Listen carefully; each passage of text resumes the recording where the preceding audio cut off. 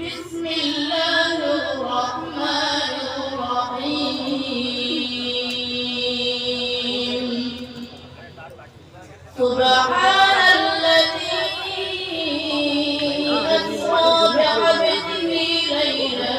من المسجد الحرام إلى المسجد الأقصى ليلا